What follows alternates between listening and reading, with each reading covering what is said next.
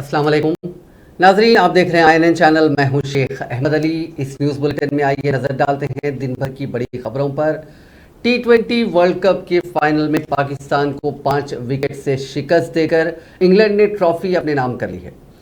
Ben Stokes ने शानदार निस्फ century score की और अपनी टीम को जीत की दहलीज तक पहुंचाया। कबलजी इंग्लैंड के गेंदबाजों ने शानदार गेंदबाजी की और पाकिस्तान को 137 रन पर रोक दिया। सेम करन ने सबसे ज्यादा 3 विकेट हासिल किए। इसके अलावा Adil Rashid, the power, toss, Jordan ने 2-2 विकेट लिए। एक वक्त पर इंग्लैंड का स्कोर 3 विकेट के नुकसान पर 45 रन था, लेकिन इसके बाद बेन स्टोक्स ने पहले कप्तान जोस बटलर और फिर हैरी ब्रुक के साथ मिलकर पाकिस्तानी गेंदबाजों का सामना किया। बाद में उन्हें मोइन अली का साथ मिला और जीत पाकिस्तान से दूर होती चली गई। बेन स्टोक्स ने 49 गेंदों का सामना करते हुए 52 रन बनाए। पाकिस्तानी गेंदबाजों ने शानदार गेंदबाजी का मुजाहरा किया, लेकिन हदफ कम होने की वजह से वो इसका दिफा नहीं कर सके। शाहीन आफरीदी की चोट भी पाकिस्तान की हार की एक वजह बनी, क्योंकि वो 2.1 ओवर ही फेंक सके। उन्हें फील्डिंग करते वक्त चोट लगी थी। उनकी जगह पर बॉलिंग करने के लिए आए इफ्तिखार अहमद की 2 गेंदों पर 2 चौके लगने के बाद इंग्लैंड ने पीछे मुड़कर नहीं देखा और टीम को जीत से हमकिनार कर दिया। पाकिस्तान की जानिब से हारिस राउत ने 2 जबकि शाहीन आफरीदी और मोहम्मद वसीम ने 1-1 विकेट हासिल किया। पाकिस्तानी गेंदबाजी के सामने काफी देर तक मुश्किलात का सामना कर रहे अंग्रेज बल्लेबाजों ने 16वें ओवर में जबरदस्त पलटवार किया। दरअसल शाहीन आफरीदी चोट की वजह से अपना तीसरा ओवर पूरा नहीं कर सके और 5 गेंदें इफ्तिखार अहमद ने फेंकी। बेन स्टोक्स नए ओवर की आखिरी 2 गेंदों पर 2 चौके लगाए। इसके बाद दूसरे बल्लेबाज मोइन अली ने मोहम्मद वसीम के ओवर में 3 चौके लगाए और इंग्लैंड का स्कोर 119 तक पहुंचा दिया। इसके बाद 19वें ओवर में इंग्लैंड को मोइन अली के तौर पर 5-5 झटका जरूर लगा, लेकिन उस वक्त तक काफी देर हो चुकी थी। इंग्लैंड ने आखिर में फाइनल मुकाबला 5 विकेट से जीतकर T20 वर्ल्ड कप अपने नाम कर लिया। गन्नेरुवरम मंडल के गुंडलापल्ली में इतवार को कांग्रेस कारकुनों के एक ग्रुप ने मनकुंडूर के एमएलए रसमाई बालकृष्णन के काफिले पर हमला किया। काफिले पर मुबैना तौर पर चप्पलें फेंकी गई। एहतजाज करने वाले कांग्रेसी कारकुन गुंडलापल्ली में राजीव रहदारी स्टेज पर धरना दे रहे थे और गुंडलापल्ली से गन्नेरुवरम मंडल हेडक्वार्टर तक डबल सड़क का मुतालबा कर रहे थे। जब एमएलए का काफिला वहां से गुजरा तो उन्होंने सड़क रोक दी और नारे लगाने लगे। इसके बाद पुलिस वालों ने एमएलए की गाड़ी के लिए जगह बनाई। ताहम जब मुश्तइल नौजवानों को पुरसुकून करने की कोशिश की गई तो पुलिस ने कम से कम ताकत का इस्तेमाल किया, जिससे ग्रुप ने काफिले पर चप्पल फेंके। रसमाई बालकृष्णन अचानक हमले से बचने के बाद मौके से फरार हो गए और पुलिस ने सूरत हाल पर काबू पा लिया। मुजाहिरीन को मामूली चोटें आईं, जिन्हें अस्पताल भेजा गया।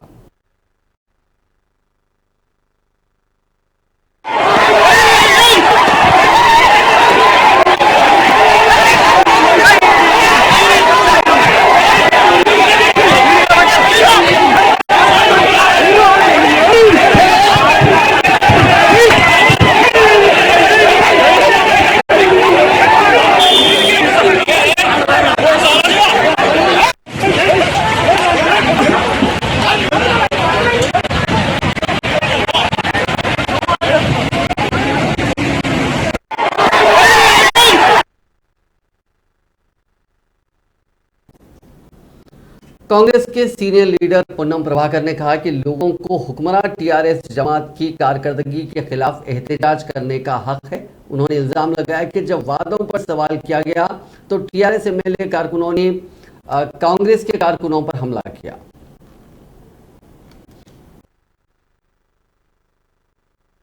తెలంగాణ ప్రభుత్వ నిర్లక్ష్యం వల్ల చెడిపోయిన రోడ్లు, కల్వర్టులు, రహదారులకు సంబంధించి కాంగ్రెస్ పార్టీ ప్రభుత్వంపై ఎత్తు చూపేటువంటి విధంగా ప్రొటెస్ట్ కార్యక్రమాలు చేయమని పిలిపించింది రాష్ట్ర కాంగ్రెస్. దానిలో భాగంగా డాక్టర్ కవ్వంపల్లి సత్యనారాయణ గారు మనకొండ నియోజకవర్గంలో గున్నపల్లి నుండి గన్నేరవరం వరకు ఉన్నటువంటి రోడ్డు బాగు చేయమని చెప్పి ధర్నా చేస్తే సదరు శాసనసభ్యుడు ఎదురుదాడి చేస్తూ మరి దాడికి పాల్పడేటువంటి ప్రయత్నం చేయడము, దానికి పోలీసులు కూడా పోలీస్ స్టేషన్ ముందర ధర్నా చేస్తున్న ఎమ్మెల్యేని నివారించకుండా పోలీస్ స్టేషన్లో ఉన్నటువంటి పార్టీ నాయకులు, కాంగ్రెస్ పార్టీ నాయకులు సెల్ ఫోన్లు గుంజుకొని దురుసుగా వ్యవహరించడం మంచిది కాదు. ప్రజాస్వామ్యంలో నిరసన చెప్పే హక్కు మాకుంది. వీలైతే శాసనసభ్యుడు ఆ రోడ్డు నిర్మాణం చేసి గొప్పతనంగా ప్రజల ప్రశంసలు అందుకోవాలి. కానీ అది చేయకుండా మీరు రోడ్డు గురించి ప్రొటెస్ట్ చేస్తే మేము ఊరుకో, మాకు నిరసనలకు పనికిరావు, నిరసనలు చెప్పొద్దు అంటే ఇది ప్రజాస్వామ్యం. ఎవరైనా ఎంత పెద్ద వాళ్ళైనా బరాబర్ నిరసనలు చెప్తారు. ఈ సందర్భంగా నేను సవాల్ చేస్తాను. కరీంనగర్ లోక్సభ నియోజకవర్గంలో ఉన్న 7 శాసనసభ్యులు వారు గత 8 సంవత్సరాలుగా 9 సంవత్సరాలుగా చేసిన అభివృద్ధి కావచ్చు, అవినీతి కావచ్చు, భూ కబ్జాల మీద, ఎన్నికల వాగ్దానాలు, ప్రజలకు చేసిన సేవ మీద నియోజకవర్గాలుగా బహిరంగ చర్చ పెట్టినట్టయితే కాంగ్రెస్ పార్టీ పక్షాన మేము కూడా చర్చకు సిద్ధం. రమ్మని చెప్పి సవాల్ చేస్తా ఉన్నాం. తేదీని మమ్మల్ని నిర్ణయం చేయమంటారా, మీరు నిర్ణయం చేస్తారా? మీరు ఎన్నడూ పెట్టినా కూడా ఈ నియోజకవర్గ వారీగా భూ కబ్జా మీద, అవినీతి మీద, చెడిపోయిన రోడ్ల మీద, ప్రజలకు ఇచ్చిన హామీల మీద, ప్రజా సమస్యల మీద చర్చకు సిద్ధమనే మాట మనం చేస్తూ పోలీసులకు కూడా విజ్ఞప్తి చేస్తా ఉన్నాం.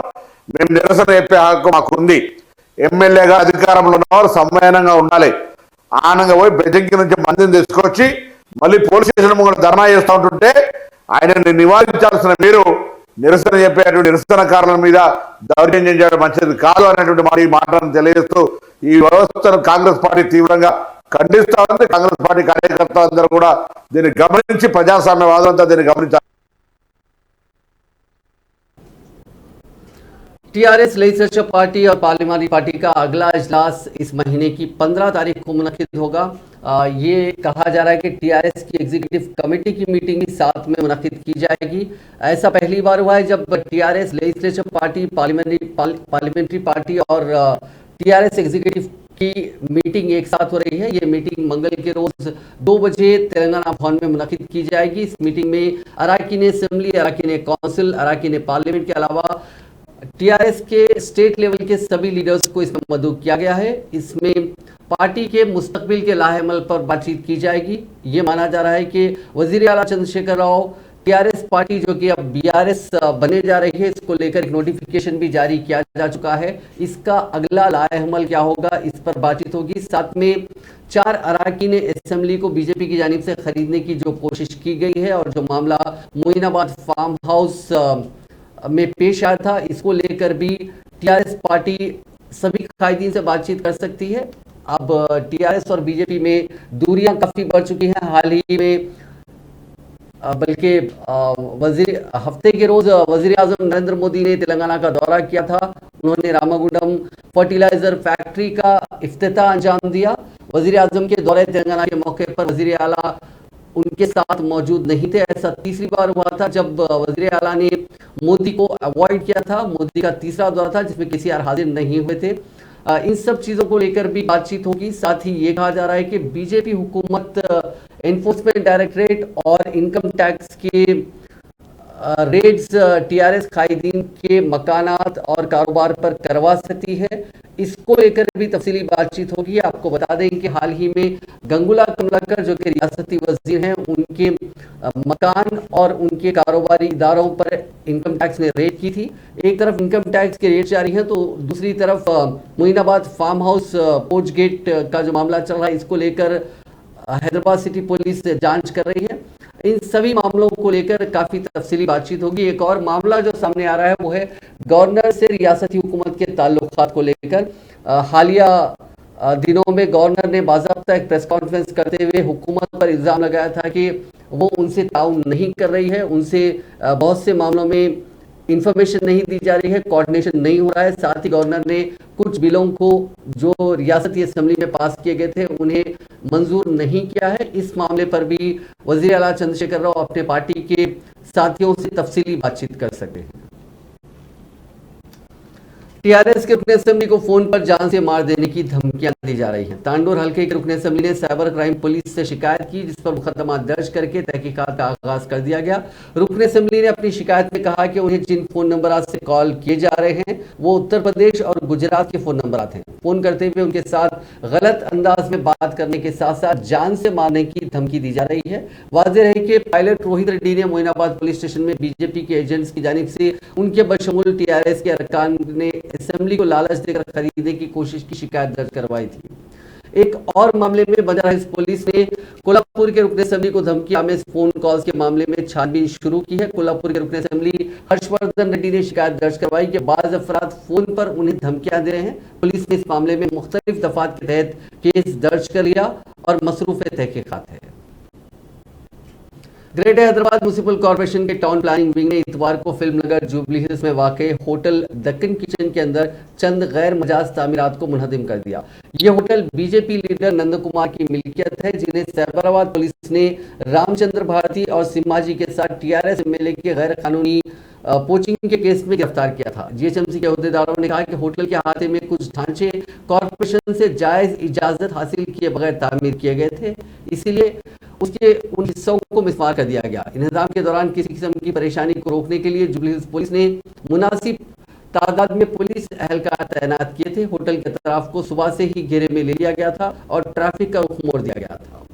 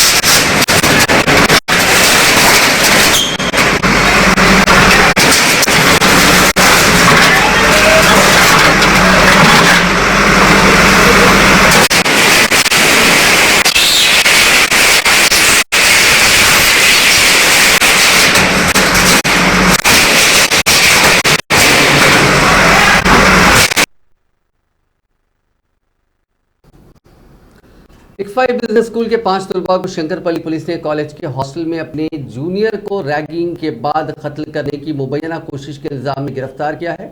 पुलिस ने इस मामले में जुमला 12 तलबा के खिलाफ मुकदमा दर्ज किया था। कॉलेज की जूनियर तालिब इल्म ने पुलिस से शिकायत की थी कि कॉलेज के हॉस्टल में सीनियर तलबा का एक ग्रुप उसके कमरे में आया और उसकी वहशियाना पिटाई की, बदसलूकी की और जिनसी ज्यादती की। गिरफ्तार शुदगान में एक नाबालिग है जिसकी उम्र 17 बरस है, जबकि 4 दीगर तालिब इल्म मेजर हैं। इस केस में मुलविस दीगर 7 तालिब इल्म मफरूर हैं। इस नौजवान पर हमला फिल्माया गया था और बाद में उसे कई सोशल मीडिया प्लेटफॉर्म्स पर शेयर किया गया और ये जल्द ही वायरल हो गया। वीडियो में नौजवानों के ग्रुप को मुतासिरा को थप्पड़ मारते, उसका पीछा करते और उसका सामान चेक करते देखा गया। ये वाकया 1 नवंबर को पेश आया था। ये वीडियो सामने आने के बाद उस तालिब इल्म ने पुलिस से शिकायत की थी, जिसके बाद मामला दर्ज किया गया था। बिजनेस स्कूल के जराये के मुताबिक इस वाक़े में मुलविस तमाम तलबा को रस्टिकेट कर दिया गया है। ये फैसला डिसिप्लिनरी कमेटी और एंटी रैगिंग कमेटी के इजलास के बाद किया गया।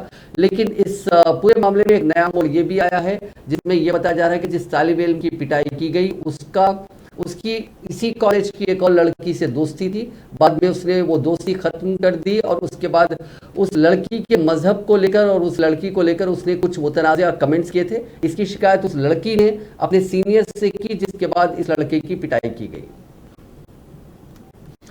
भैंसा शहर के इलाके खान ऑटो नगर में वाक़ अक़लियती अक़ामती जूनियर कॉलेज में एक मुस्लिम तालिब इल्म ने फांसी ले ली। तफसीलात के मुताबिक भैंसा शहर के ज़ैनुल आबिदीन गली से ताल्लुक़ रखने वाले मरहूम मोहम्मद अब्दुल हफीज़ नवाज़ के फर्जंद मोहम्मद फरहान नवाज़ जो कि 17 बरस के हैं। ये भैंसा शहर के अखिलियती अकामती कॉलेज जकूर में इंटरमीडिएट साले दुमम एमपीसी में जेर तालीम थे। तालिब इल्म ने आज इतवार की अवलीन सातों में खुदकशी नोट लिखकर कॉलेज के नमाज हॉल में रस्सी के जरिए खुदकशी कर ली, जिसकी वजह से शहर भैंसा में गम की लहर दौड़ गई। इस वाक़े की इत्तला के साथ ही सर्कल इंस्पेक्टर प्रवीण कुमार और दीगर पुलिस ओहदेदार भारी जमीयत के साथ मकाम वारदात पर पहुंचे, नाश का जायजा लिया और कॉलेज के प्रिंसिपल से मालूमात हासिल की।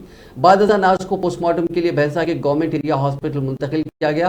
पोस्टमार्टम के बाद नाश को अफराद खानदान के हवाले कर दिया गया। इसी दौरान सर्कल इंस्पेक्टर प्रवीण कुमार ने मीडिया को बताया कि भैंसा शहर के इस कॉलेज में एक तालिब इल्म ने खुदकशी की। इस वाक़े की तहकीकात की जाएगी। इस वाक़े के बाद मरहूम के बड़े भाई ने एक शिकायत दर्ज करवाते हुए इस कॉलेज में पढ़ने वाले 3 तुलबा पर इल्ज़ाम आयद किया कि वो तुलबा कुछ रोज से फरहान नवाज को सताया करते थे, जिसका तस्करा मरहूम तालिब इल्म ने खुद अपने खुदकश नोट में किया और कॉलेज इंतजामिया को भी इस वाक़े से वाकिफ करवाया गया था। पुलिस ने कहा कि इस मामले की मुख्तलिफ ज़ावियों से तहकीकात की जाएगी।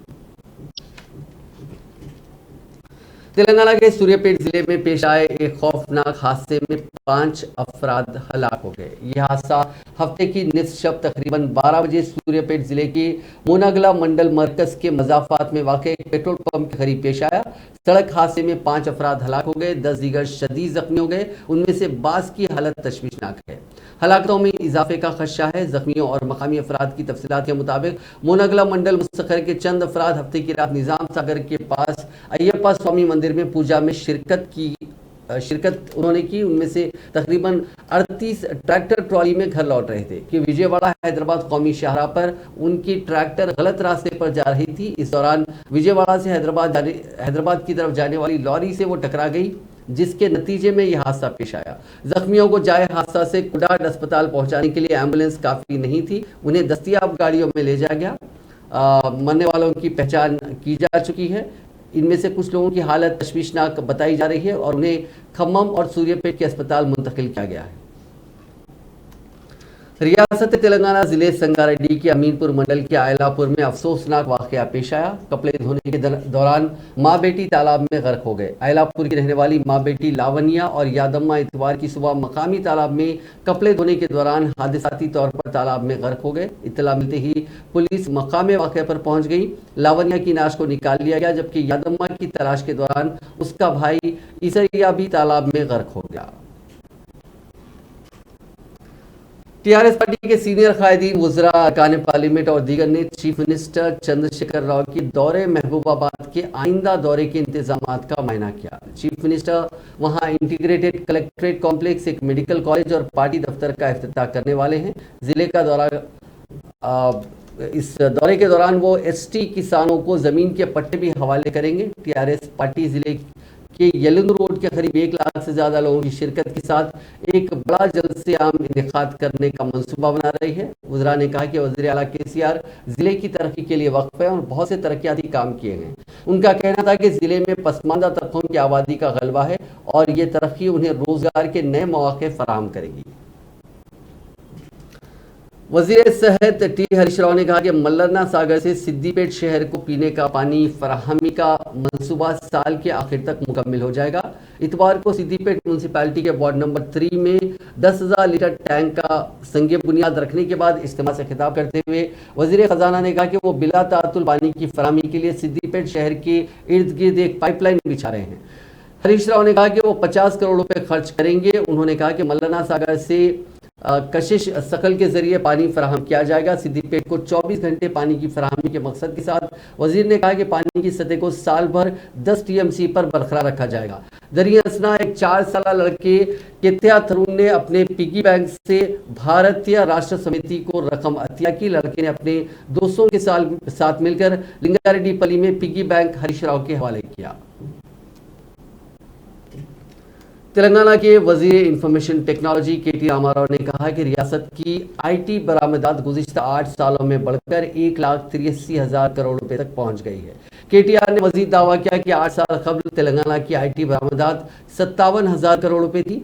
वजीर ने मजीद कहा कि फीकस आमदनी भी इस दौरान 2,78,000 रुपए से बढ़कर माफ कीजिएगा 1,24,000 से बढ़कर 2,78,000 हो गई है। वजीर ने दावा किया कि तेलंगाना की जीएसडीपी 2014 में 5.05 लाख करोड़ थी, जो अब बढ़कर 11,55,000 करोड़ रुपए हो गई है। केटीआर ने मजीद कहा कि अगर तमाम खित्तों में तेलंगाना की तरह तरक्की होती है तो जीडीपी 6 ट्रिलियन अमेरिकी डॉलर से तजावुज कर जाएगा, जो कि फिलहाल 3.1 ट्रिलियन डॉलर पे खड़ी है। तेलंगाना में इक्तिसादी तरक्की के बारे में बात करते हुए वजीर केटीआर ने कहा कि गुज़िश्ता 8 सालों में 20,000 सनती तजावीज़ को मंजूरी दी गई और उससे 35 बिलियन अमेरिकी डॉलर, जो कि करीब 2,83,000 करोड़ रुपए होता है, उसकी सरमायाकारी हुई और तकरीबन 16 लाख रास्त मुलाजमतें पैदा हुई।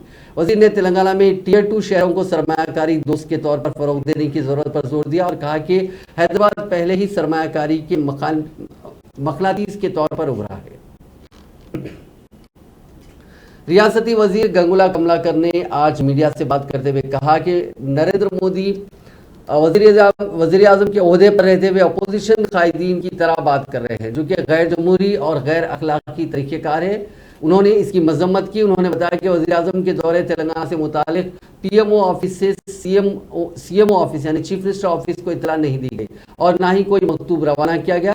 रियासती वजीर गंगुला कमलाकर ने दावा किया कि वजीर आजम नरेंद्र मोदी और मरकजी वज़रा तेलंगाना में इख्तियार हासिल करने के लाख दावे कर ले, लेकिन तेलंगाना की अवाम जाफरानी जमात की झूठी बातों में ना फंसते हुए 2023 के आम इंतखाबात में टीआरएस के 2 मियाद की कारकर्दगी की बुनियाद पर तीसरी मरतबा इख्तियार सौंपेगी।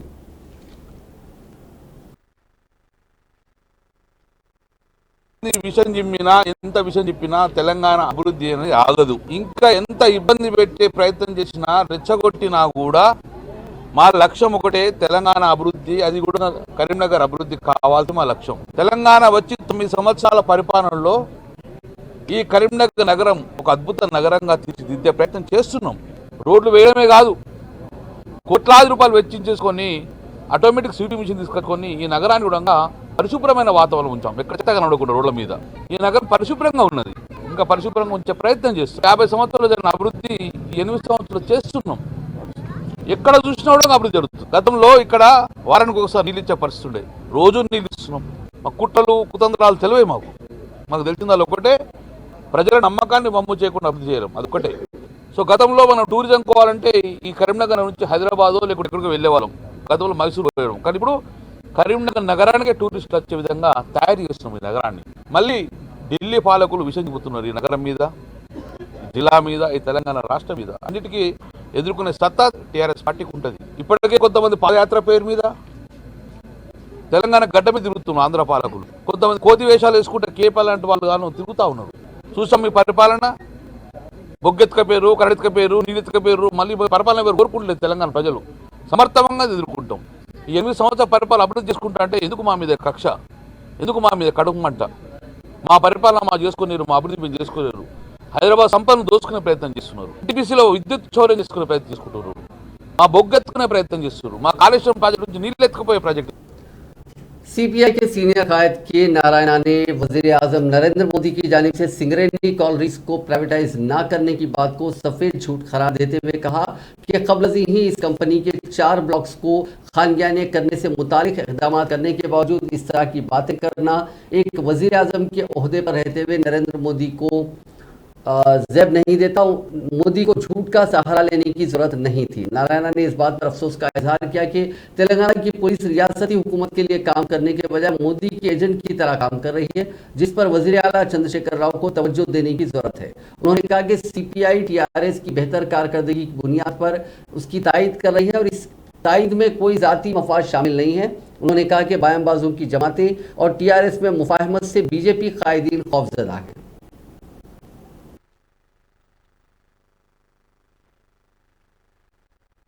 పుట్టిస్తారు కానీ ముసలి పిల్లలు పుట్టిస్తారా? పిల్లలు పుట్టరు కదా, సహజంగా అది ఆపరేషన్కి వెళ్ళిపోతుంది. అదేవిధంగా సింగరేణి గుడి ఇప్పుడు ఉన్నటువంటి వచ్చే బొగ్గు 10-15 ఏళ్లలో దాని ప్రొడక్షన్ తగ్గిపోతుంది. తగ్గిపోయినప్పుడు ఏం చేయాలి? దాని చుట్టుపక్కల ఉన్నటువంటి మైన్స్ని వీళ్ళకి ఇవ్వాలి, సింగరేణికి ఇవ్వాలి. అప్పుడు సింగరేణి కొన్ని బతుకుతుంది. కానీ దాంట్లో ప్రైవేట్ వాళ్ళకి ఇచ్చేస్తున్నాడు. అంటే ఇప్పుడు సింగరేణి పరిధిలో ఉన్నటువంటి బొగ్గు బ్లాక్స్ అన్నింటి కూడా ప్రైవేట్ వాళ్ళకి ఇవ్వడం మొదలుపెట్టిన తర్వాత ఇప్పుడు ఇది 15 ఏళ్ళకి పూర్తి ఖాళీ అయిపోతుంది. అది కొత్తగా అది ప్రైవేట్ వాళ్ళకి వెళ్ళిపోతుంది, సెకండ్ ఆటోమేటిక్గా చచ్చిపోతుంది, సహజమైన క్యాజువాలిటీకి వెళ్ళిపోతుంది. అంటే బతికుండగానే చంపడానికి ఉపయోగపడేటువంటి ప్రయత్నం చేసి రాబోయే రోజుల్లో ఇవన్నీ ప్రైవేటు ఉపయోగపడే పద్ధతుల్లోనే ఆయన ప్లాన్ చేశాడు. ఇంత పెద్ద ఘోరమైనటువంటి తప్పులు చేస్తూ ఎంత నిర్భయంగా చెప్పాడు. ఎవరు చూస్తే అబ్బా మోడీ ఎంత నిజం చెప్పాడు, కమ్యూనిస్ట్ ఎంత అబద్ధం చెప్పారు చెప్పేసి అందరూ అనుకుంటారు. ఎందుకంటే ఆయన హావభావాలు, వేష భాషలు అవన్నీ ఎంత సొంపుగా ఉంటాయి కదా. మరి 95% మీడియా మొత్తం ఆయన చేతుల్లో ఉంది కదా. అబద్ధాన్ని నిజం చేసే శక్తి ఆయన దగ్గర ఉంది కదా, మా దగ్గర లేదు కదా. మీరు నిజం చెప్పకుండా మీరు నమ్మిస్తారు. ఉన్న ఫ్యాక్ట్ ఇది రాసి, అందుకే మీకు ఫ్యాక్ట్ ఇచ్చారు రైటింగ్లో. దేశం మొత్తం మీదుగా కోల్ ఇండియాని ప్రైవేట్ పరానికి వెళ్ళే పద్ధతి ఏర్పాటు చేస్తున్నాడు స్లోగా. సెకండ్ హ్యాండ్ కూడా ప్రైవేట్ ఏర్పాటు చేస్తున్నాడు. దాదాపు 1,20,000 మంది ఎంప్లాయీస్ ఉన్నటువంటి సెకండ్ హ్యాండ్లో ఇప్పుడు కేవలం 40,000 మంది ఉన్నారు.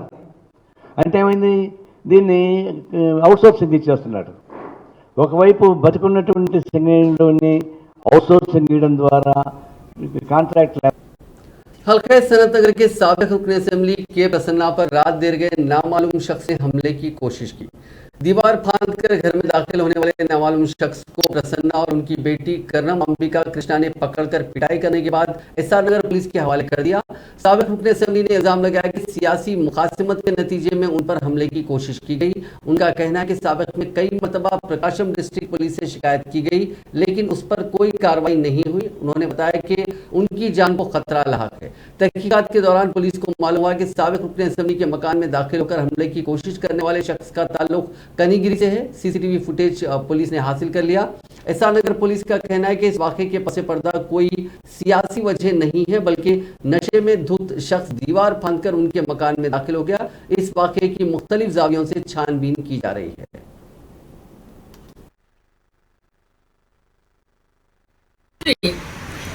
నా ఇంటి మీద జరిగినటువంటి దొంగల రూపంలో జరిగినటువంటి దాడి దొంగల దాడి కాదు. ఇది రాజకీయ కక్షతో వారసత్వ పోరాటంలో జరుగుతున్నటువంటి దాడి. కరణ వెంకటేష్ తన పిఏ త్రివేది సహకారంతో గత సంవత్సరం నుంచి జరుగుతున్నటువంటి రాజకీయ పరిణామం. నేను ఎన్నో సమయంలో ఇప్పుడున్న ఎస్పీకి ముందు ఒక జాయింట్ ఎస్పీ ఉండేవాడు, అతనికి చాలా సార్లు నేను ఫోన్ చేయడం జరిగింది, డిఎస్పీకి చేయడం జరిగింది, సిఏ గారికి కూడా చేయడం జరిగింది. నా కూతురికి ప్రాణహాని ఉంది, నా కూతురు సంబంధించినటువంటి ఒక కేసు హైకోర్టులో పెండింగ్ లో ఉన్నందువల్ల ఆ కేసును జరగనీయకుండా ఉండాలనేటువంటి ఉద్దేశంతో వెంకటేష్ కక్ష సాధింపు ధోరణితో ఈ వ్యవహారాన్నంతా కూడా నిర్వహిస్తున్నాడని పోలీసుల దృష్టికి కూడా తీసుకురావడానికి ప్రయత్నిస్తే ఎస్పీ ఎవరికో భయపడిపోయి నా ఫోన్ ఎత్తే పరిస్థితి వచ్చింది. ఇప్పుడు నేను ఆగను. ఈ రోజు నేను వీడియో ఫుటేజ్ అంతా కూడా పబ్లిష్ చేస్తున్నాను. అతను తాగుబోతు కాదు, తెలియక వచ్చినటువంటి దొంగ కాదు, అతను పెద్ద సాఫ్ట్వేర్ ఇంజనీర్, అతను కనిగిరికి సంబంధించినటువంటి వ్యక్తి, ప్రకాశం జిల్లాకు సంబంధించినటువంటి వ్యక్తి. అతని చేత ఏ అబద్ధాలు ఇప్పుడు చెప్పించిన ఆ వీడియో ఫుటేజ్ లో అతను మా ఇంట్లో ఉన్న అందరి రూములకి కూడా గొళ్ళాలు పెట్టి 2 అంతస్తుల నుంచి కిందకి దూకితే ఆ సాహసం ఎవరికి ఉంటుంది? అవును, హత్య చేసేవాళ్ళు, వాటి గురించి మాయ చేసేవాళ్ళు, ఆ రికార్డుల్ని గల్లంతు చేసేవాళ్ళు, అది వాళ్ళకి అలవాటు. ఇది నేను వదలను. మాకు రాజకీయం ఉంది, అంగబలం ఉంది, అర్థ బలం ఉంది, అన్ని రకాల బలాలు మా దగ్గర ఉన్నాయి. ఈ రోజు అక్కడ ఉన్నటువంటి వైఎస్ఆర్సీపీ పార్టీని చెప్పుకుంటూ నియోజకవర్గ incharge Telangana board of intermediate ने फीस के अदखाल की तारीख का ऐलान किया है। इस माह की 14 से 30 तारीख तक इम्तिहान की फीस दाखिल की जा सकती है। बोर्ड ने कहा कि इंटर फर्स्ट और सेकेंड ईयर के तुलबा के साथ साथ माजी में फेल होने वाले तुलबा और वोकेशनल कोर्सेज के तुलबा इम्तिहानी फीस अदा कर सकते हैं। इंटर के सालाना इम्तिहानात अगले साल मार्च में होंगे। नाज़रीन, इस न्यूज़ बुलेटिन में बस इतना ही। आप देखते रहिए INN चैनल।